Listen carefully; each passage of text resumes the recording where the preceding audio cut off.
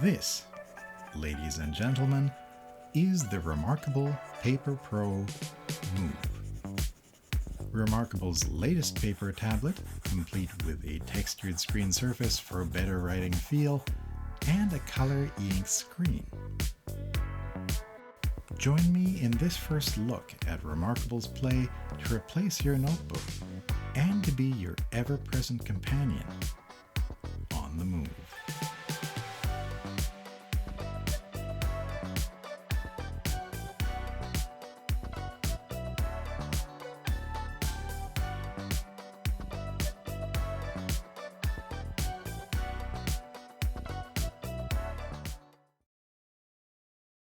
As usual with Remarkable, the packaging of the device has a very pleasing, high-end and minimalist aesthetic. The embossed outline of the device, or case within, like previous packaging from Remarkable, was a nice added touch.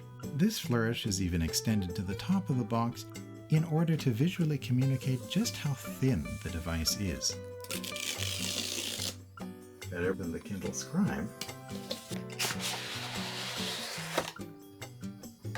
My bundle included the Paper Pro Move itself, along with documentation, a USB-C to C cable for data transfer and charging, a Marker Plus stylus with the eraser on the back, and a set of replacement nibs.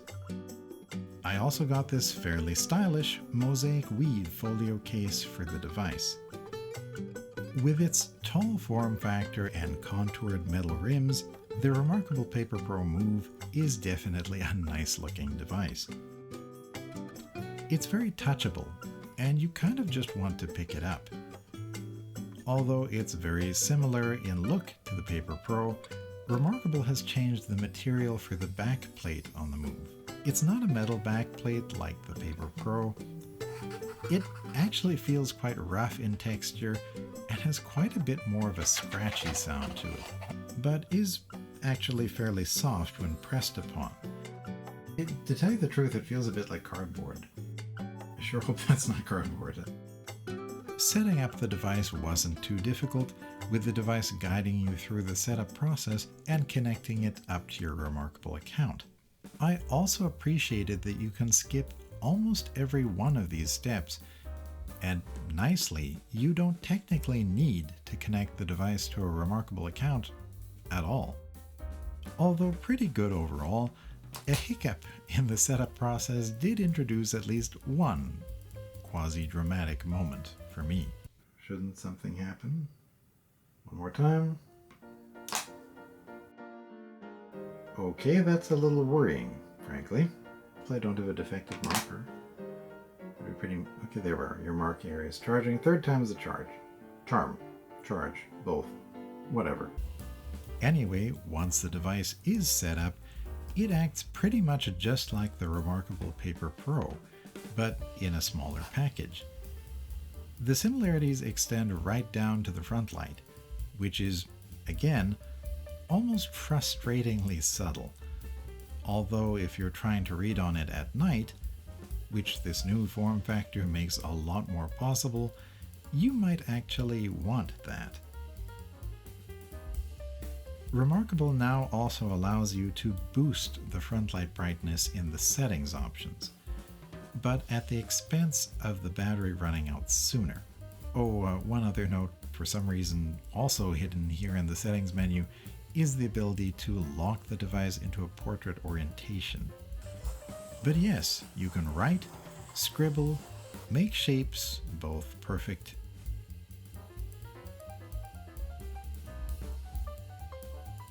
and non-perfect, use the same excellent shading abilities Remarkable made famous,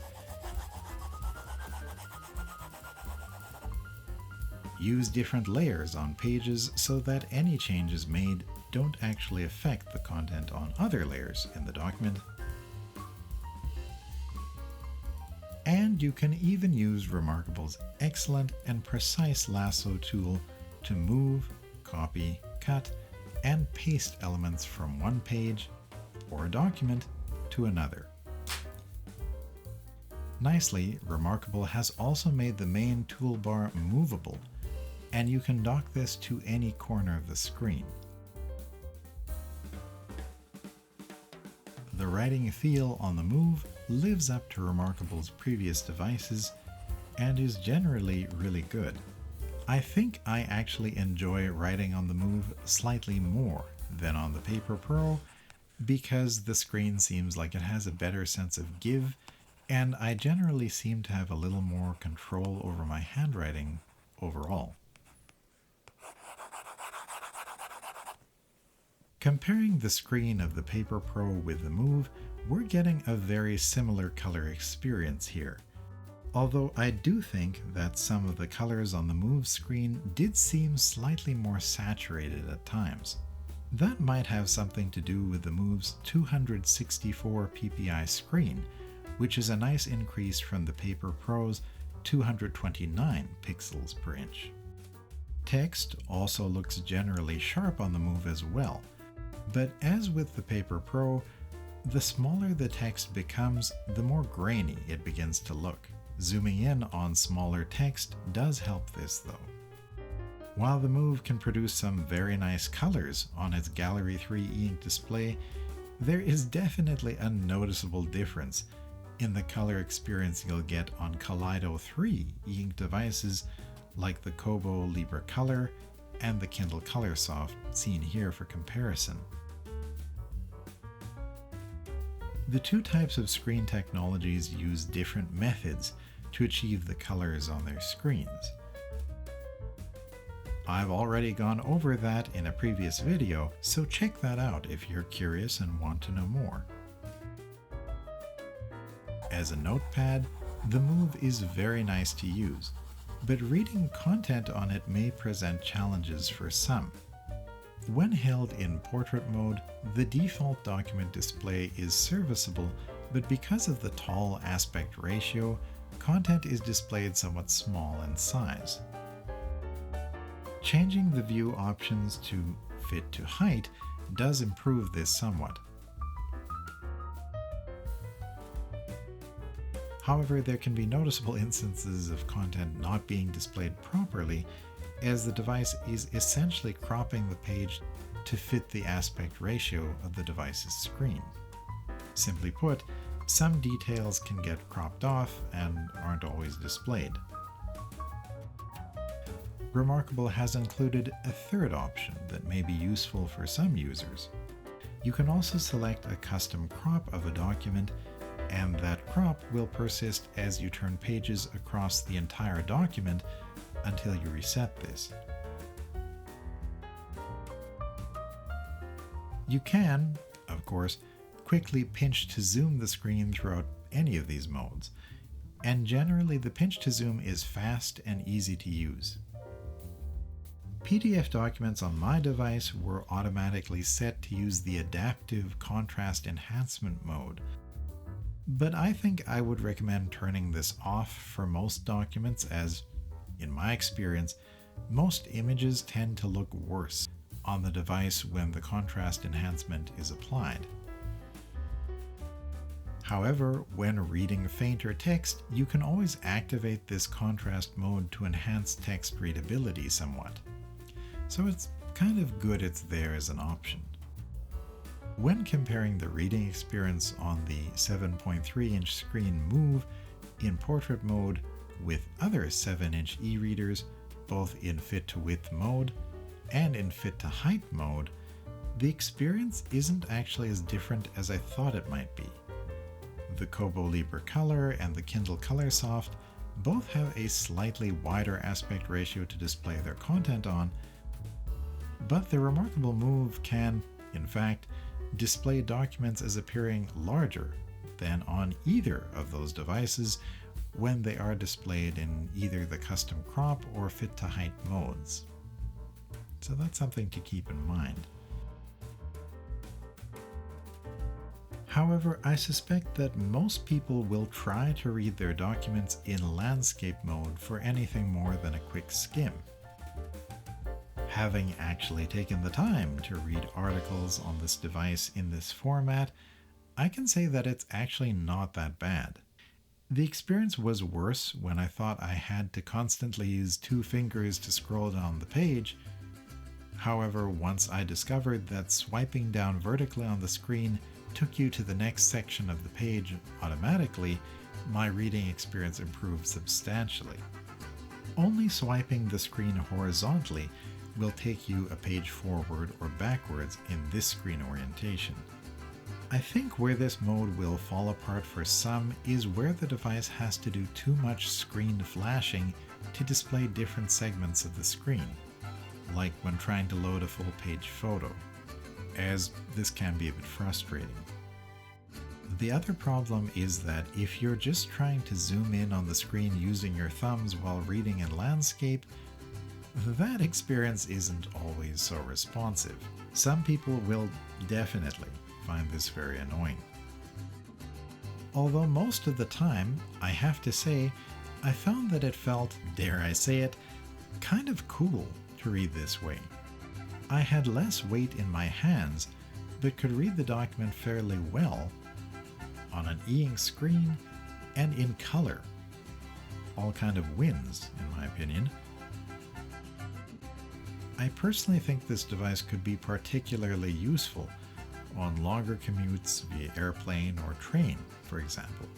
Even though this device is very lightweight, and I do mean very, I weighed this thing at 228 grams, I suspect the real challenge will come when you have to hold this device aloft for longer reading sessions.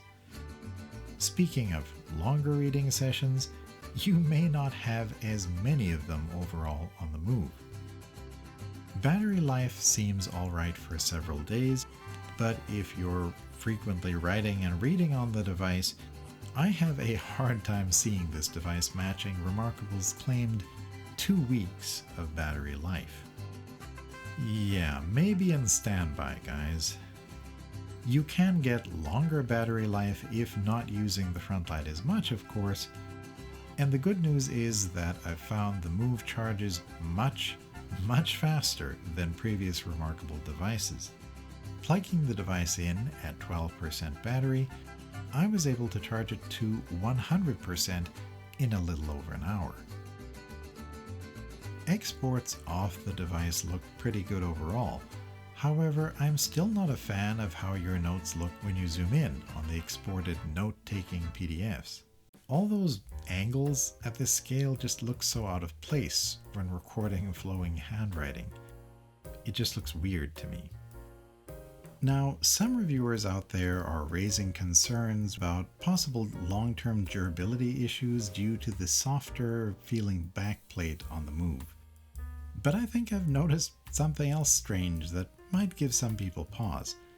When gently wiping off the Move screen with a lightly damp paper towel, this showed up kind of an odd diamond pattern on the screen, but more interestingly, I thought I could see the after images of words I had written earlier.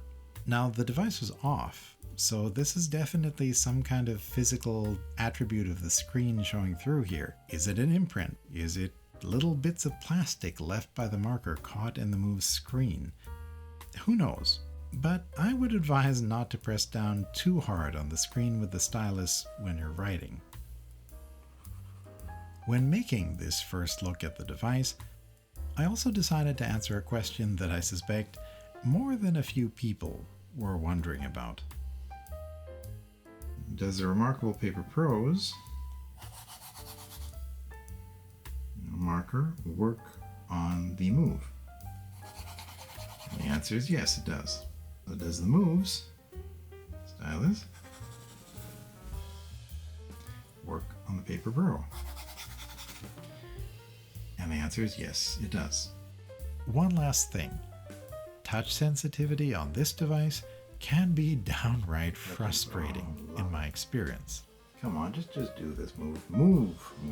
This, you can actually scroll it up with your thumbs. I've just been doing it, so do it now on camera, guys. This is giving me Paper Pro vibes again. Like, look at this. I can't turn pages sometimes. Okay, so that's going in the review. That's really bad. How much do you cost, Move? Remind me again. And you can't turn pages easily. However, I offer some advice for owners of the Move.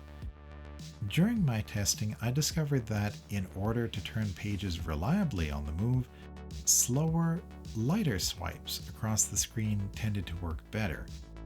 I found I needed to adopt an almost rhythmic approach when swiping the screen in order to get the device to interpret the majority of my page turns.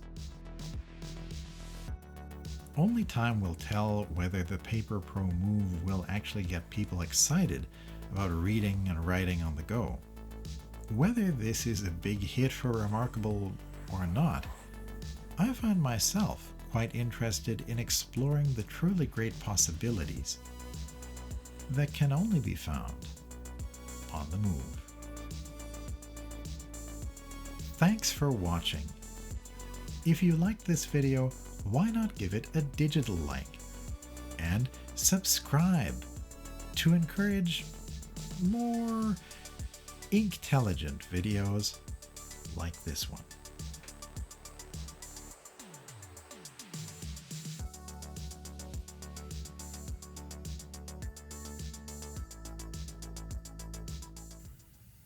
I need another hobby.